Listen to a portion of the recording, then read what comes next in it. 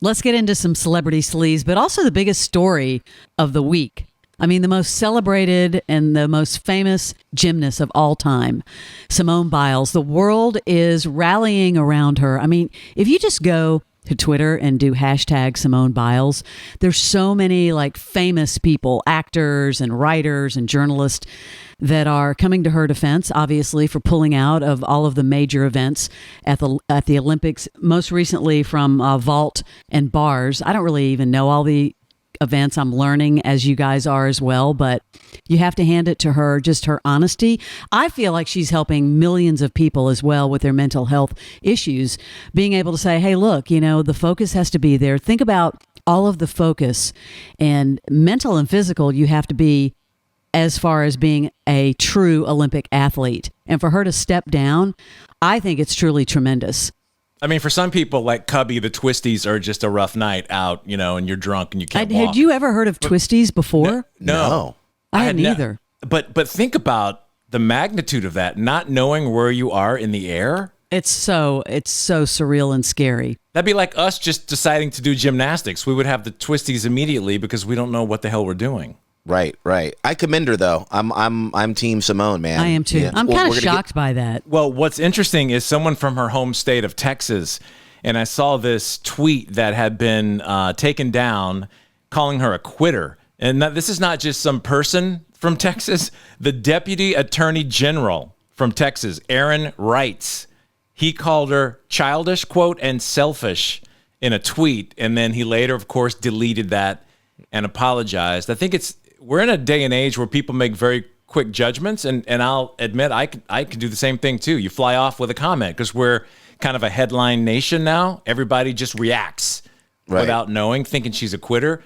On the flip side, you do have a big business conversation when people like the greatest gymnast of all time, like her, pulls out of an event that's already tanking in the ratings, and you have, you know, people selling based on these performances that are anticipated, right? And so these sponsors are not happy because a lot of money went away. But think of all the talk it's creating, though. I feel like it's kept it. I feel like it's been a huge news story. I don't know if you guys saw that her boyfriend came out in her support as well, saying, your strength and courage are unmatched. You inspire me more and more every day. She is inspiring millions. It's this pressure, though, Cubby. It's the pressure. To put a cap on my last thought, all of that with advertisers and with performance, all of that pressure can easily lead to a mental breakdown. Well, yeah, she had the weight of the world on her with the Olympics and everything behind it, like you said. But I just want to say to everybody out there that has thought about, man, I'm having a tough week. Maybe I should take a day off. No, I can't do that. I can't take a day off for mental, wellness. You can. Absolutely. You can. I mean, if you can leave the Olympics for mental wellness, do it for yourself. And I'm all for it. And let's not forget, in 2018, she said that Larry Nassar sexually abused is, I guess, the proper term. Mm-hmm. And that's recent. That was since the last Olympics. So add that into the equation, just the pressure of now coming back out to the party, the Olympic party, after going through that. I mean, she's been under a lot of pressure. Give her a break. Can you imagine the incredible amount of focus that you have to have as an athlete? I think about that every year when we, or whenever we watch the Olympics.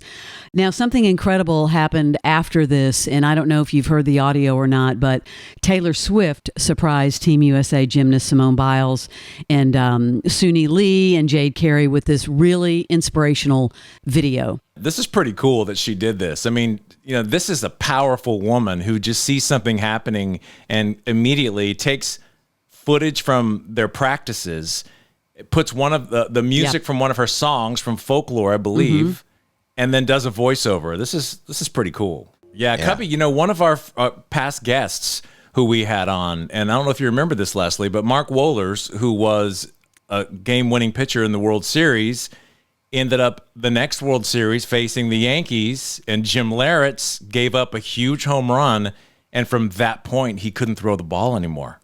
That was 96. 96. Yeah. He couldn't throw the ball, went down to the minors, fought his way all the way back up, but we'll admit he was never the same again. And so all the pressure got to him.